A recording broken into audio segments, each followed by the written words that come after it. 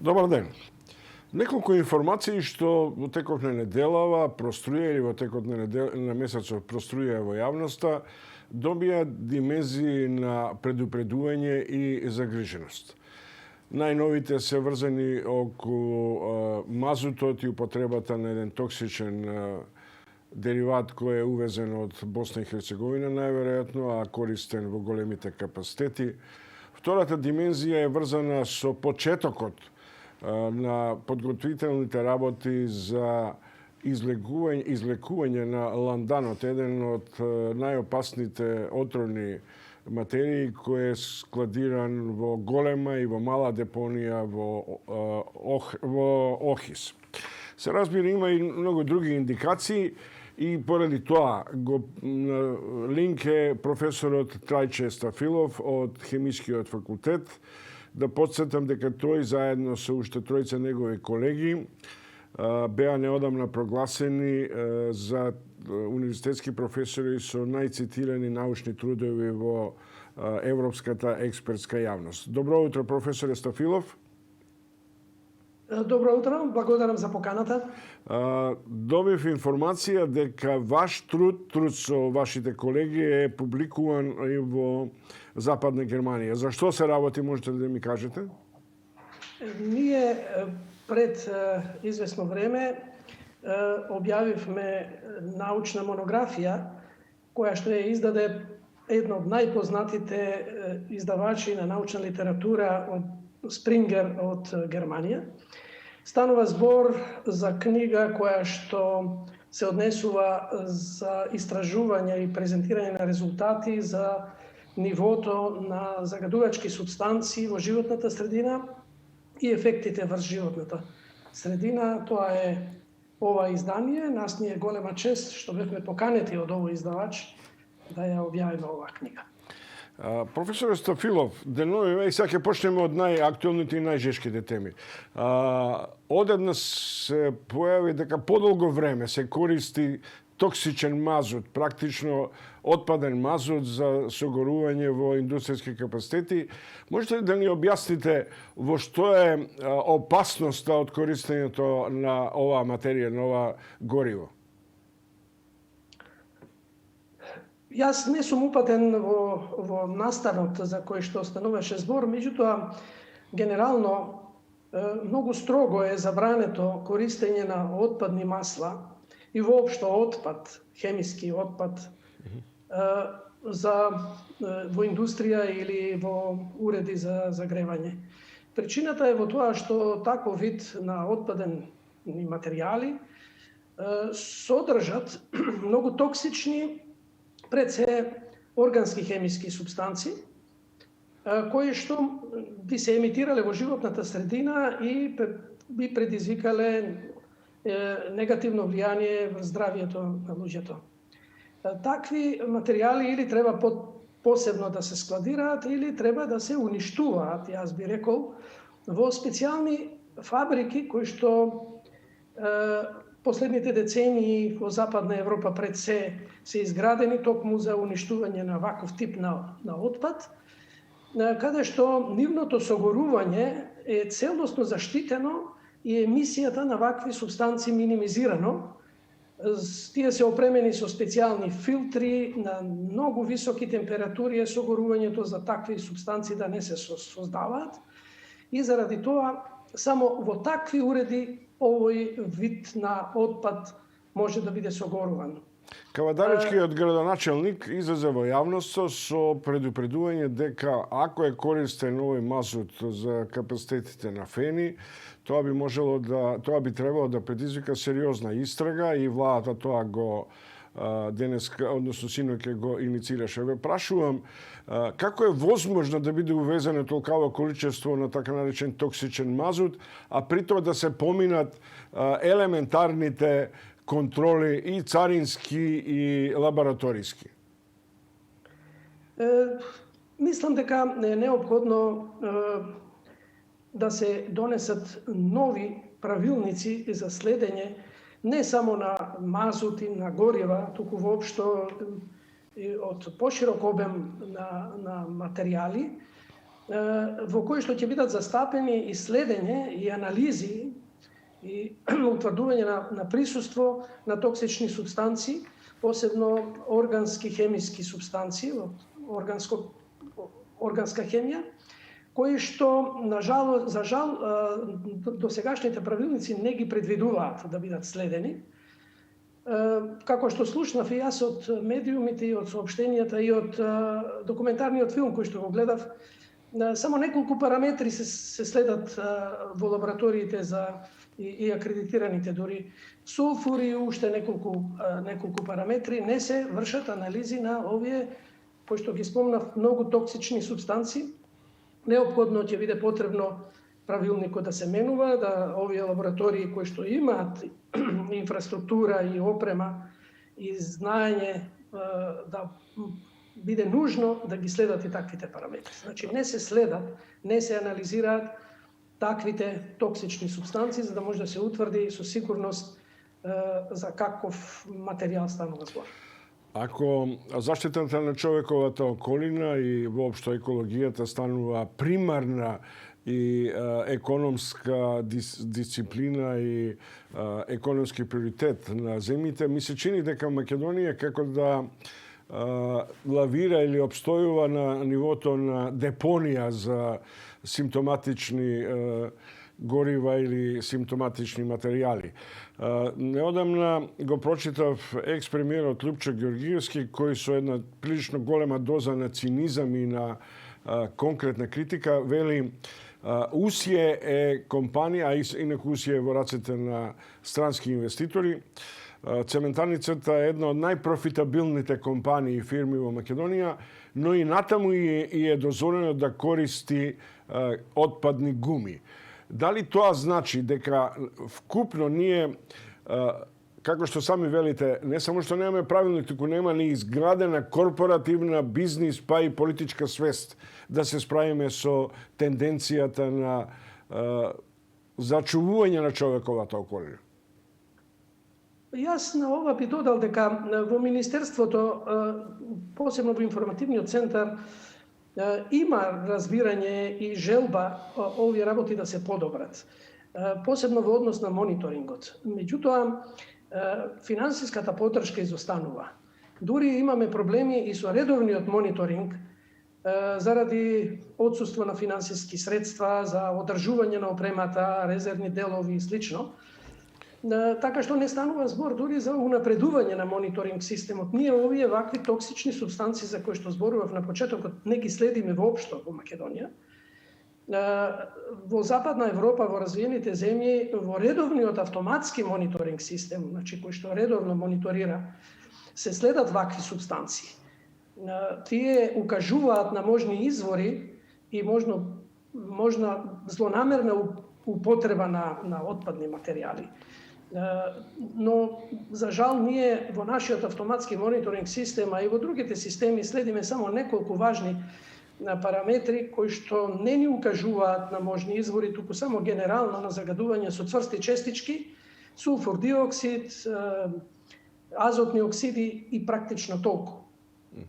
Професоре Стафилов, уште една, вашата екипа е меѓу оние кои ги детектираат така наречените 16, ако не се лажем, црни точки еколошки кои се опасни за Македонија и кои ги има создадено во изминатиот поствоен период во Македонија. Меѓутоа, она што од тие црни точки е сега миг, тоа е одеднаш појавата на дим со прилично сомнителна содржина од Велешката топилница, која и покрај тоа што е затворена, и покрај тоа што згурата се извезува, да речем, или уште не е извезена, станува едно од главните жаришта на децениското заболување на жителите во Велес.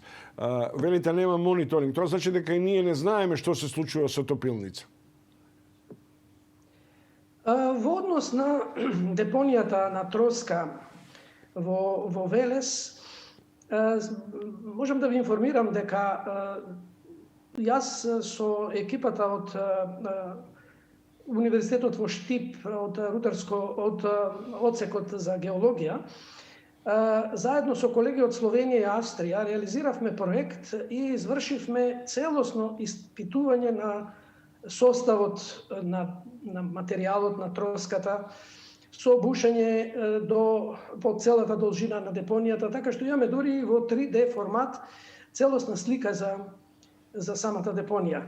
Се покажа, како што и се очекуваше, многу високи содржини на тешки метали кои што од ваков вид на троски во светот се екстрахираат и извлекуваат и добиваат дополнително метали.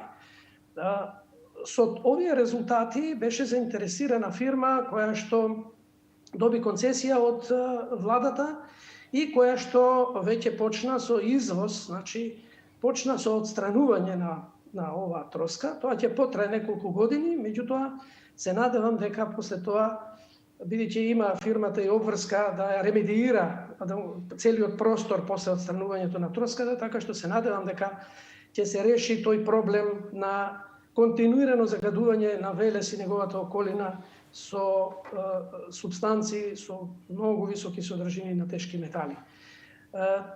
Тоа не дури и тоа кое ќе се реши, треба дополнително решавање на проблемот со загадените почви во целиот регион и производство на земјоделски производи од таквите почви кои што се контаминирани со тешки метали, така што има уште понатаму, дури после решавањето на проблемот со депонијата, се надевам обврската е за 3 години, дека ќе има дополнителни ангажмани од страна на владата да се реши и проблемот со загадените почви.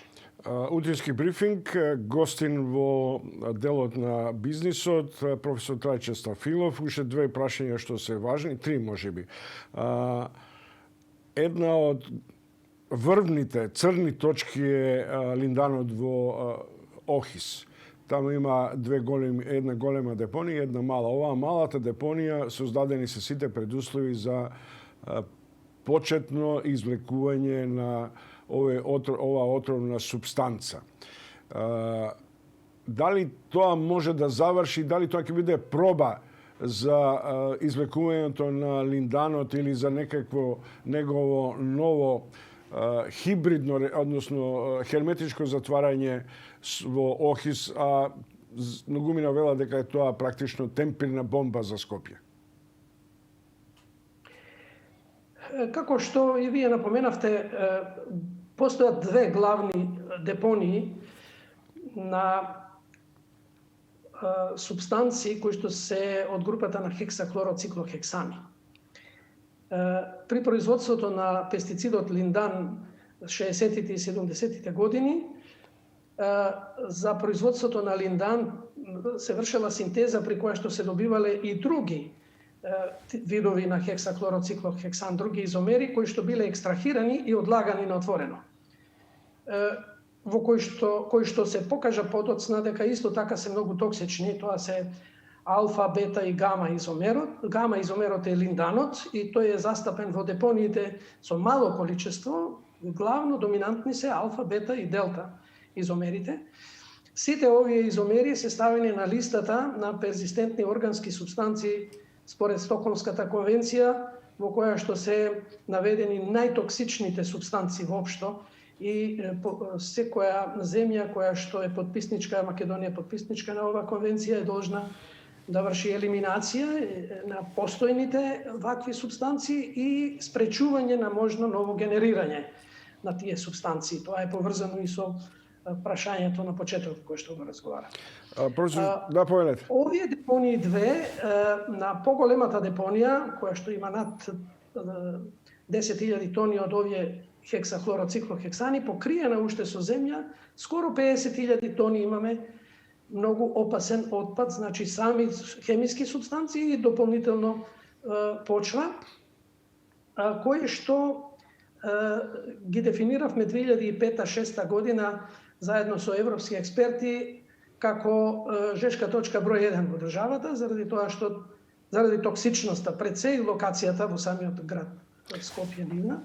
Утврдено е дека тие, бидејќи несоодветно се депонирани, ги загадени се подземните води изворедно многу, почвите во непосредната околина во самиот Охис и исто така и во воздухот од Скопје се детектирани.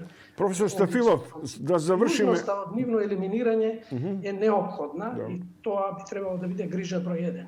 Професор Стафилов... Меѓутоа, сега во план е да се отпочне наскоро со елиминација на малата депонија, во која што е депониран делта изомерот, во кој што има околу 1000 тони изомер и уште околу 10.000 тони земја, значи зборуваме за 10-11.000 тони, за кои што се делумно обезбедени средствата, избран изведувач на работите и треба овој материјал целосно да биде транспортиран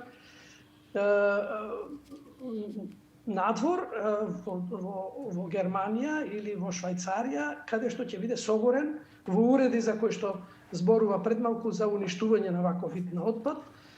Професор Стафилов, ве молам, само при крај. При крај, ве молам.